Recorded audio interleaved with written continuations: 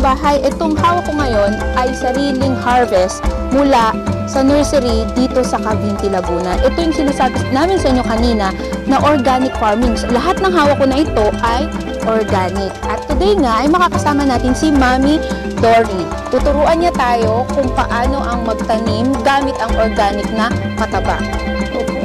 Good morning, Mami. Magandang umaga po sa kanila at saka sa aking aking mga kasamahan. Ano ba yung mga pupuntahan natin? Una po ay yung pong sa aming Burmese house. Okay. Pag sinabing Burmese, Mami, ano ibig sabihin nun? Yung pong lalagyan namin ng yung tinatawag namin bulate, pero ang tawag po nun ay African night worm. So, papunta na po tayo ngayon doon sa Burmese Composting Unit. At nandito si Tatay Boy po. Tatay Boy. Ayan. So, ito ang mga example ng African night worm. Paano po nagkakaroon or paano po nagagawa yung ganitong klase ng mixture para magkaroon ng maraming mga bulate na pampataba?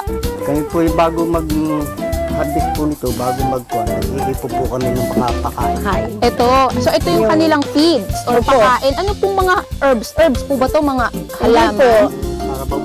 Ayan po, yung minamawer. Minamawer, ibig sabihin yung ano yan, yung pinuputo. At iba-ibang klase ng mga ano. Opo, tsaka po yung nabubulok na kasi dapat biodegradable. Ayan. Dito na dumi ng kalabaw, kabayo, binubulok po sa isang beam. Okay, so beam ang tawag natin dito. Tapos pag nabulok siya, mga kataong bahay, magiging ganito na yung itsura niya. Opo. Ano po yan?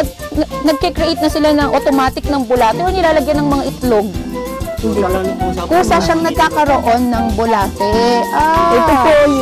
Ito po yung aming dumi na ginagamit sa pagtatanim. Ito po ay dumi na ng bulate. Ang tawag dyan mga kaambay ay Vermicast. Opo. Trivia lang na po, ang mga bulate po mga kataong bahay, sila ay nagpo-procreate ng kanila. Meron silang female and male organ na nagpo-procreate sila ng mag-isa kahit na walang kapartner na babae or lalaki since sila ay Aphrodite. Ayan. Ngayon po, papunta na tayo sa greenhouse para tayo ay sumubok na magtanim ng organic.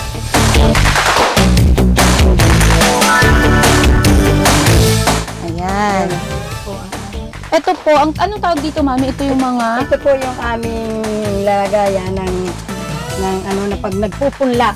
Okay. So, parang nursery. Opo. Kasi ito yung itsura pala. Ganito pala ang itsura mga kataong bahay ng loob ng greenhouse. Kung nandito po kayo, mararamdaman nyo na mainit siya, pero yung init niya hindi masakit sa balat. Yung temperatura niya ay equalized or pantay. Pantay po. Anong klaseng halaman po ito, Mami? Talong po.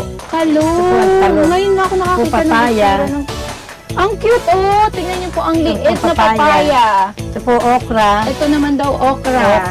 Tsaka po yung pechay, tsaka mustasa. Ito ang pechay. Ang mustasa. Ito po, yan po ang mustasa namin. Kailan po yan ililipat sa ano? Pwede na po ngayon din. Nailipat. So, Opo, ngayon ay 2 weeks maglilipat na. tayo. Na mustasa po. Mustasa. Tara, magtatanim tayo. Ito, mais? Mais po. Ang cute, oh! Maliit Yan na po ang mais. Ito po ay... Yan po yung kamatis. Kamatis. Talagang maliliit Opo. na isa-isa. Ang galing naman. Isa pong pinupunla. Pinagtsitsagaan namin punlain. Lahat po yan mga kataong bahay ay organic. So sa maliliit na tray na to, ililipat natin sila dito sa lupa. At lalagyan na natin ng tinatawag na Burmese or yung mga bulate. African worm.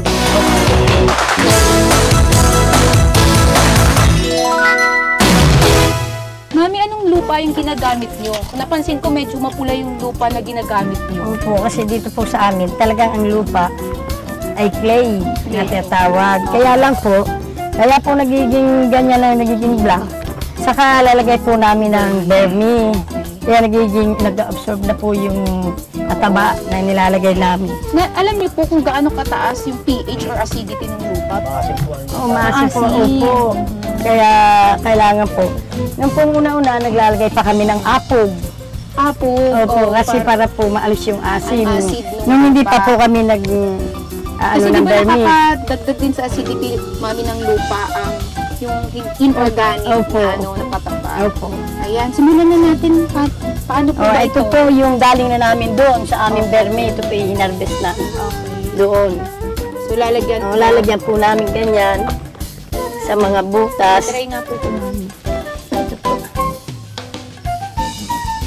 Ganyan po. Ibang-iba po ang Iba yung texture pino. niya. Opo, ang texture Oo. iba. For example, ito medyo matigas, ito medyo soft. Oo, kasi sana walang bulate, di ba? Pero, oo, ganun siya. Ito Sabay po soft, tapos ito matigas. As kung mapapansin niyo yung kulay, since neutralized na, mas mataas na yung basicity or yung pagka-alkaline nitong isa, medyo dark na siya kaysa dito mapula. Kasi mataas yung acidity ng lupa. Ayan. Ito po, ganito po. Basta lang huhugutin, mami. Opo, para po yung ugat. Kaya Kasama. nga po, ganito So, ang ganito po, ayan. Ito po ang aming ano. Papatong lang po dito. Papatong. Opo. Saka itatabon. Yun po ang pagkakaiba pag ginamit ang Ayan. burning sa Dapat may pangalan po to. Abay. Manis. Yan, hindi niya po lang ang pagtutuloy. Na kumbaga, sabi dito sa amin, nakaupo sa thermi. Yan. Kasi ito po hindi mainit. Tulad po nung na commercial na abono. Pag nilagay po, Baka ano po, magtuto. yan. Okay po yung kunin kasi buo ang ugat. Hindi po siya na aalis ang ugat. Gaano katagal, mami, yan bago natin i-harvest? Mas Mga- matagal ba ang duration kapag inorganic sa organic? Hindi, mas mabilis po itong organic. Mga after 2 weeks po lang, pwede na Pwede nang siyang i-harvest. Sana po tayo next pupunta, Nay. Dito po, nakikita po namin sa inyo itong aming tanim na papaya, tsaka itong pagtanim namin gulay, okra. Ayan. Ito, mami, gaano katagal na tong okra na to? Ito po ay matagal, mga 1 month na po ito. Kaya ang iba, kinukuha na namin ng binhi. Kung makikita nyo po, ang lalaki ng bunga at sobrang green. Ang mga papaya, Okra. ang mga okra nila Okra po. dito.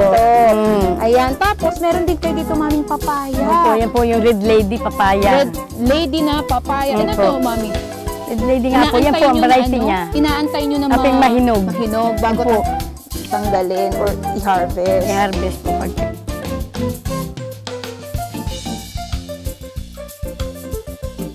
pakikita ko po sa inyo ang aming tanim na sa pamagitan po sa lupa. Ito po yung land kangkong ang tawag namin. Wow! Hindi po ito sa tubig. Sa Opo. tubig.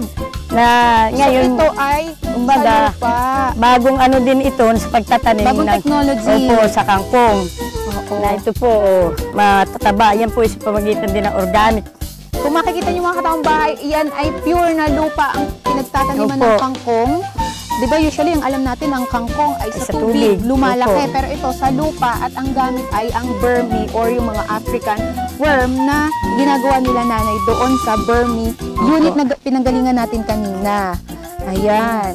Yan yung itsura. Medyo mas matulis yung dahon ng kangkong na tumutubo sa lupa. Saka po malambot. Oo. Oo nga. Ano? Malambot po ang kanyang Stem. Ito po, yung kanyang talbos, ang tawag sa Tagalog. Pag inano nyo po, ay sinubukan na putulin. Yung putulin. Crunchy. Pwede nang kainin. Joke. Wala namang. Wala naman itong Walang chemical eh. Opo, walang spray. Konting ano lang to. Hindi po kami konting gumagamit na spray. steam At anong spray. konting bagoong. Go. Sarap. Ngayon po, pagkatapos po yung po ang kangkong, ito po kalapit niyan tanim namin ay yung pipino. Na ito po siya, Ay po nagapan din sa lupa. Gumagapang. Opo, na ito. Ito po, medyo Maliit pa. maliit pa po, hindi pa po namin kayang Hindi pa pwede. tulad po ng binigay ko sa inyo, ay ito po. Ito po ang pipino. Yan Kulay po ay, puti. opo, Di ba ito usually pa. kulay green ang Oh, pipino, ito po. mami? Opo, yung pong isang variety ay green. Ito po naman ay white. Galing. Mami, how about yung mga ano nyo? Mga puno na namumunga. Yung rambutan. Opo, nandun po. Meron po. Puntahan natin, mami. Ito pa tayo. Tara.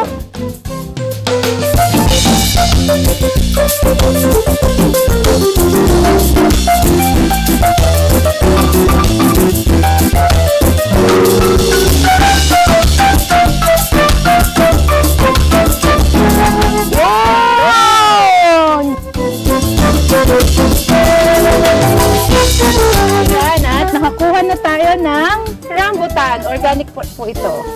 Ayan, salamat mami sa pagsama mo sa amin sa organic farming. Marami kaming natutunan. At nabusog ako sa kakakain ng rambutan. Mamaya may buko pa kami. Huwag kayong aalis. Marami pa sa taong bahay. Diyan lang kayo.